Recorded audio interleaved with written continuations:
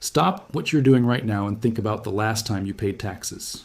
Property tax, sales tax, income tax. That money goes to your city, right?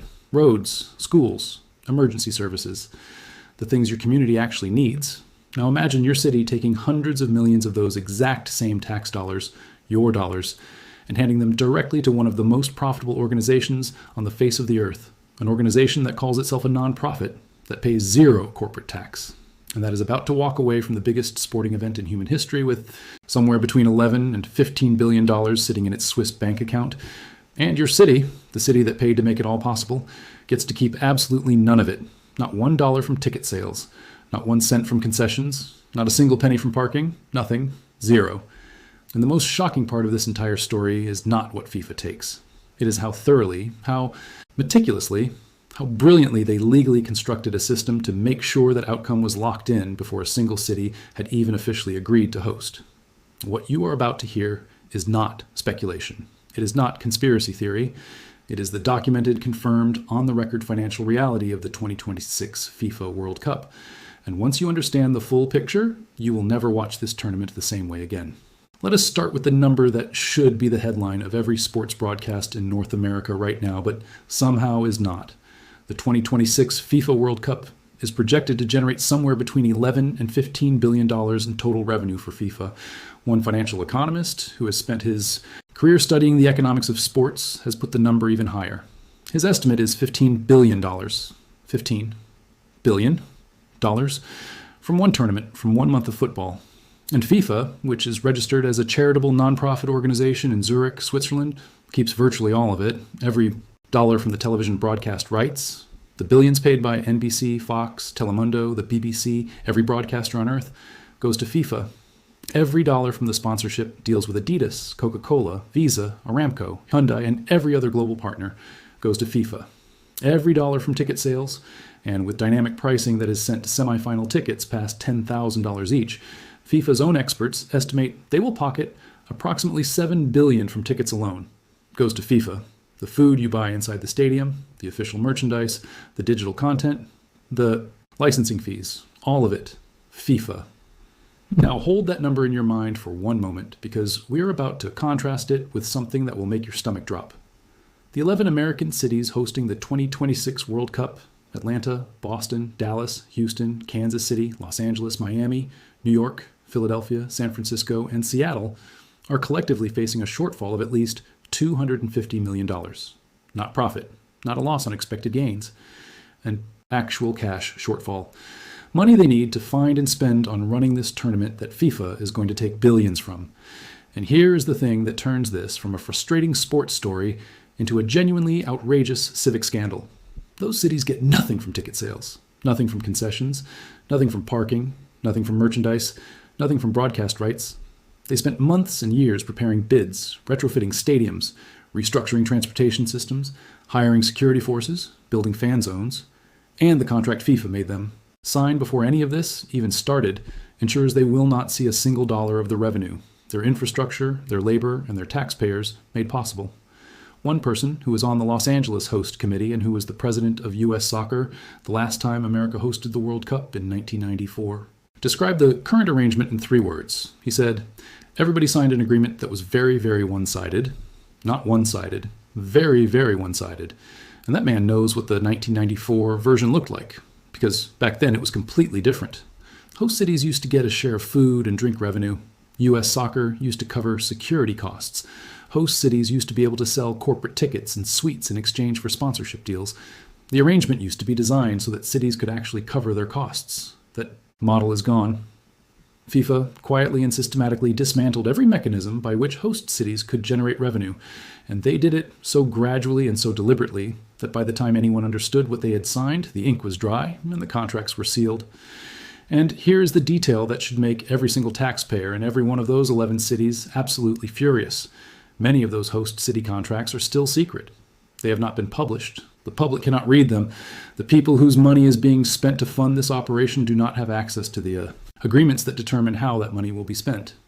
Independent experts who have managed to review some of the available contract language describe them as containing lists of requirements so extensive and so expensive that Independent observers estimated each U.S. host city would need to absorb between $100 and $200 million in costs just to meet their basic obligations. And remember, in exchange for meeting all of those obligations, those cities get none of the revenue. Now, let us talk about what FIFA specifically forbade these cities from doing to raise money, because this is the part that crosses from merely unfair into something that reads like a masterclass in institutional control. FIFA's commercial contracts with its global sponsors are so broad and so protective that host cities cannot even approach local businesses to cover their costs if those businesses operate in any category adjacent to FIFA's global partners. One British newspaper that broke this story described cities being so desperate to find funding that they were reduced to pitching sponsorship deals to, and I want you to hear this clearly, local dry cleaners and mechanics cities. Hosting the most watched sporting event on Earth, in the richest country on Earth, reduced to chasing sponsorship money from neighborhood laundromats. Because a local convenience store chain, something that could write a check tomorrow, falls under the food and beverage category, which is protected by FIFA's deal with McDonald's. A regional supermarket chain, blocked. A local petrol station, potentially blocked if it overlaps with an energy or automotive sponsor. The city cannot do a deal with any company whose business touches any category FIFA has already sold to a global corporate partner. And FIFA has sold a lot of categories. The arena for local fundraising is not just narrow, it barely exists. The situation became so acute that officials in Foxborough, Massachusetts, where Gillette Stadium will host a quarterfinal, reached a point in February of this year where they threatened to withhold the permits required to hold the matches unless FIFA or the stadium's ownership committed to paying $7.8 million in security. Costs up front. Read that again. A host city threatened to block a World Cup quarterfinal over security cost disputes with FIFA. That is not a minor contractual disagreement. That is a city on the edge of a financial crisis over costs that in any previous World Cup would never have landed on them at all. And the fact that this dispute made the news and was ultimately resolved tells you both how bad things got and how much leverage a city has once the match schedules have been set and the whole world is watching. You cannot pull the quarterfinal. You signed the contract. But you can make some very uncomfortable noise right before the cameras show up. Meanwhile, the man at the top of this organization gave himself a 33% pay raise. FIFA President Gianni Infantino, in the year of the Women's World Cup, collected a total compensation package worth $4.67 million. His base salary alone cleared $2.78 million. His bonus was $1.87 million. And this is the president of a registered nonprofit charitable organization in Switzerland. The same Switzerland that, when its own parliament was asked to require FIFA to pay standard corporate tax rates on revenues exceeding 1 billion Swiss francs, the canton of Zurich said no. It rejected the motion entirely. FIFA's stated purpose is to develop football globally. FIFA's actual reality is a multi-billion-dollar commercial empire that has successfully maintained charitable status in one of the world's most stable financial jurisdictions and pays essentially zero corporate tax on revenues that now dwarf the annual budgets of many sovereign nations. Gianni Infantino, who clearly understands how numbers work, decided to locate FIFA's operational headquarters, not in Zurich, but in Coral Gables, Florida. Why Florida specifically? Because Florida has no state income tax. The president of the world's most powerful football body chose to live and work in the one major U.S. state that imposes no state-level income tax. The symbolism of that choice would be almost funny if the financial consequences for host cities were not so devastating. And here's the layer of this story that truly breaks your brain open if you think about it long enough. FIFA is coming to your city to make between $11 and $15 billion. FIFA is a nonprofit.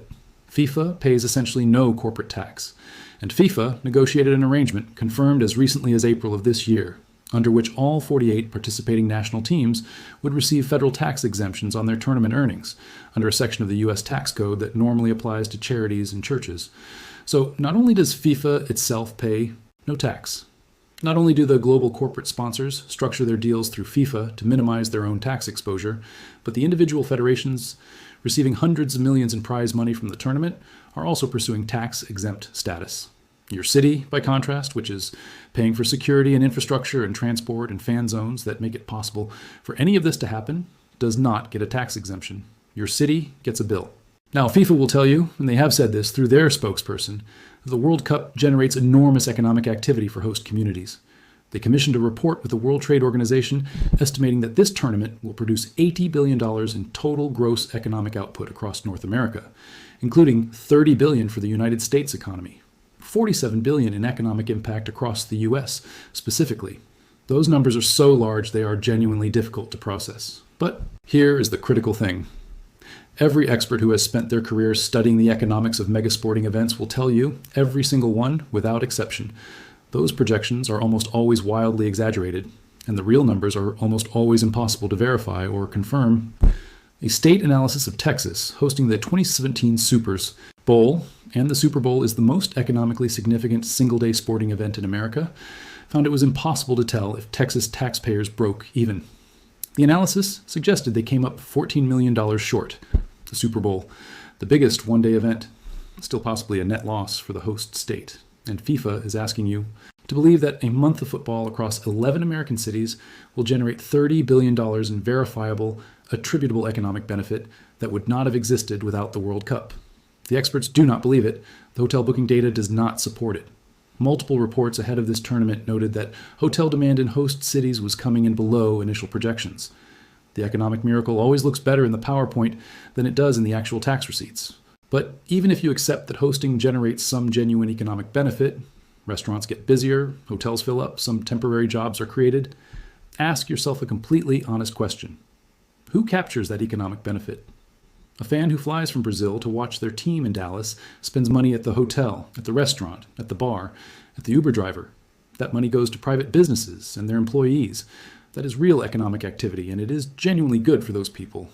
But does your city government, the entity that spent $150 million meeting FIFA's requirements, see that money?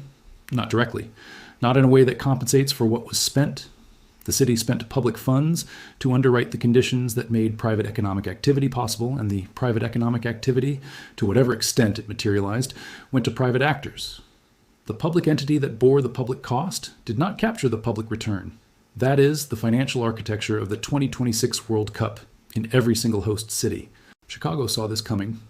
Chicago looked at the bid requirements in 2018, read the contract language, ran the numbers, and walked away. The agreement was so lopsided, so loaded with requirements, and so stripped of revenue-sharing mechanisms that Chicago decided it was not worth it. Minneapolis looked at those same terms and also said no. Glendale, Arizona, the same thing. These were not cities that did not want the World Cup. These were cities that did the financial analysis and concluded that the terms FIFA was offering represented an unacceptable transfer of public money to a private international organization with essentially no accountable return to the public. And they were right. The cities that stayed were left managing exactly the financial crisis those departing cities predicted.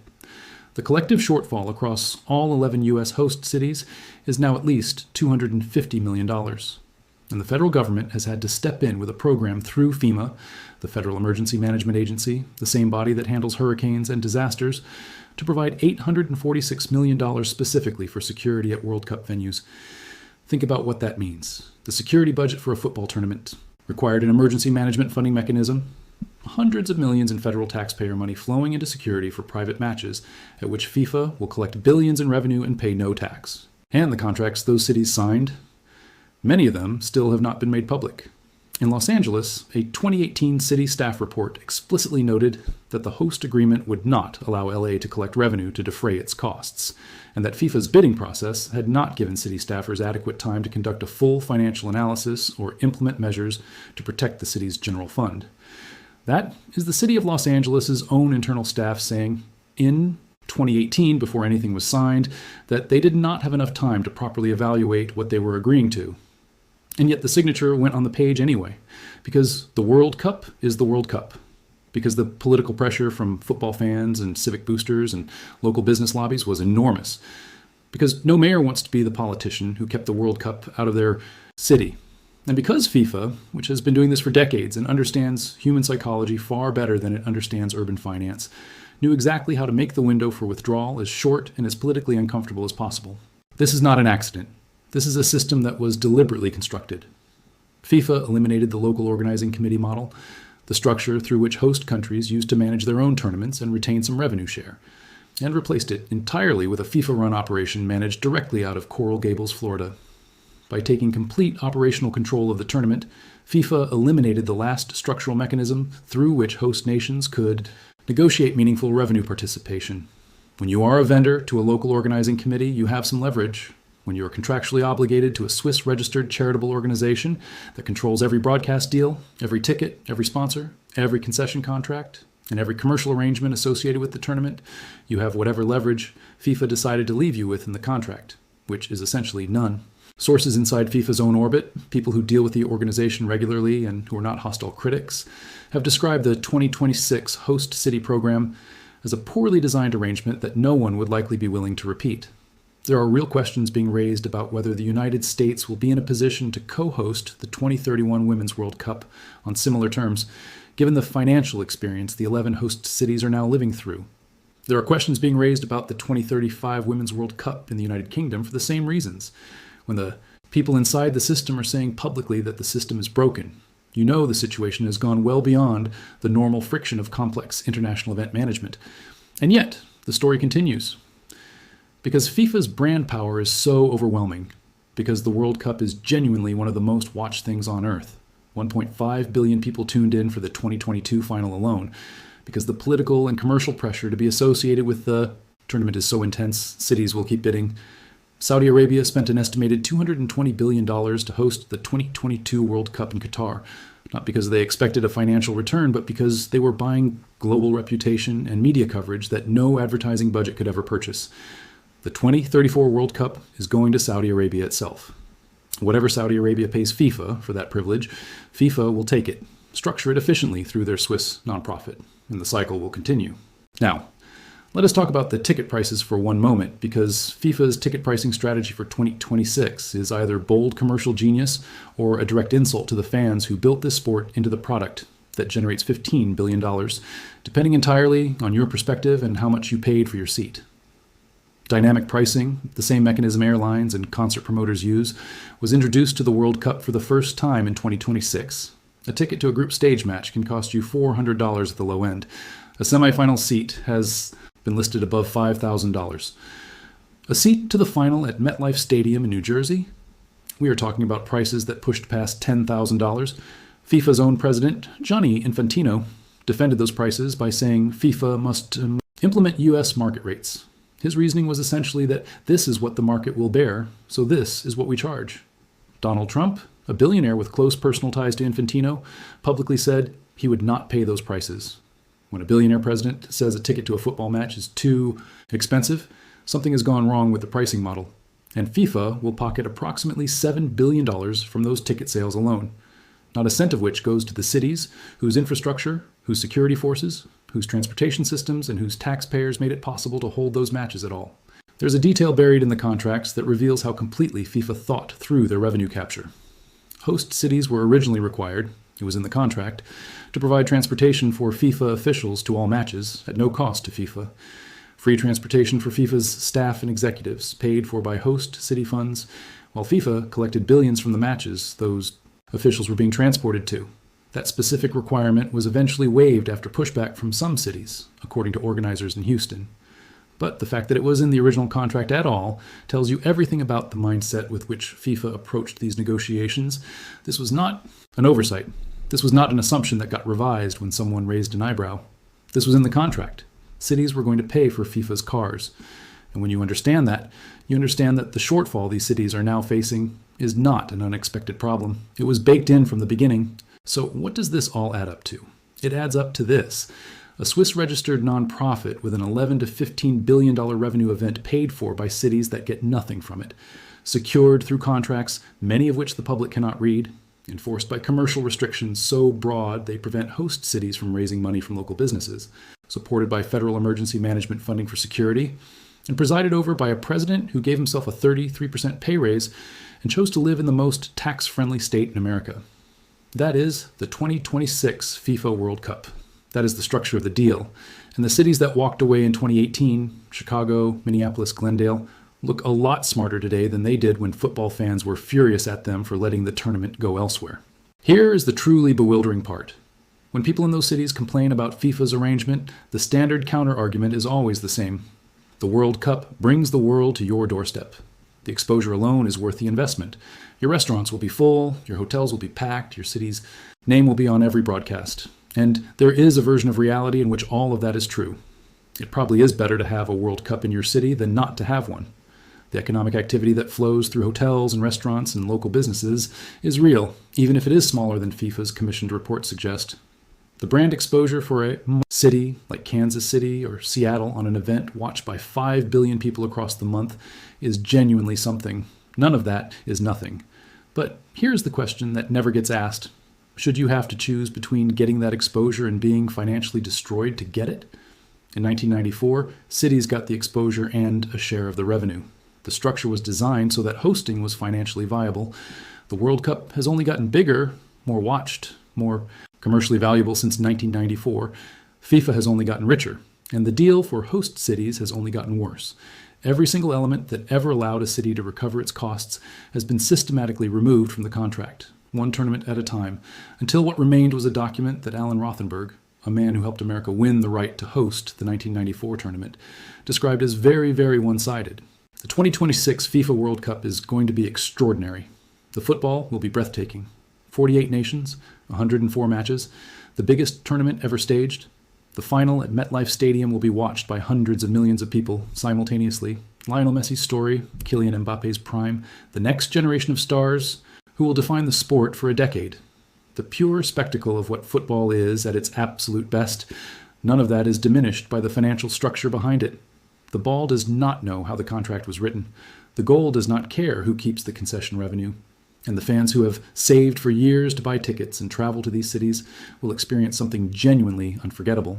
But the taxpayers of Atlanta and Boston and Dallas and Houston and Kansas City and Los Angeles and Miami and New York and Philadelphia and San Francisco and Seattle deserve to know exactly what happened here. They deserve to know that their city signed a contract before most of them had ever read a word of it. A contract that required them to spend hundreds of millions of dollars while locking them out of every revenue stream that could have helped them recover it. They deserve to know that FIFA will walk away from this tournament with somewhere between $11 and $15 billion. They deserve to know that FIFA pays essentially no corporate tax on any of it. They deserve to know that a federal emergency management agency had to create a special grant program to cover security costs because the deal FIFA offered did not leave room for cities to cover those costs themselves. They deserve to know that when the cameras go home and the fans go back to their countries and the last confetti has been swept off the MetLife Stadium turf, FIFA's Swiss bank accounts will be extraordinary, and their city's finances will be quietly, steadily worse. The World Cup is the most beautiful competition on earth, and the business of the World Cup is one of the most sophisticated, most legally thorough, most financially one-sided arrangements in the history of global sports finance. Both of those things are completely true at the same time. One final fact. The 1994 World Cup in the United States, the last time this country hosted, generated $700 million in net profit for FIFA against a $550 million budget. That was widely regarded as a financial success for everyone involved. FIFA walked away richer. U.S. Soccer covered costs. Host cities made money. The deal worked. 32 years. Later, with the tournament expanded from 24 to 48 teams, with 104 matches instead of 52, with television rights worth billions instead of millions, with sponsorship packages that now include Saudi state oil, companies and global tech conglomerates. FIFA's cut is $15 billion, and the host city deal is worse than it has ever been in history. The tournament grew by every possible measure. The host city's share of the benefits went in the opposite direction. The next time someone tells you the World Cup is coming to your city, and that is great news for everyone, smile, nod, and quietly ask one question. Show me the contract.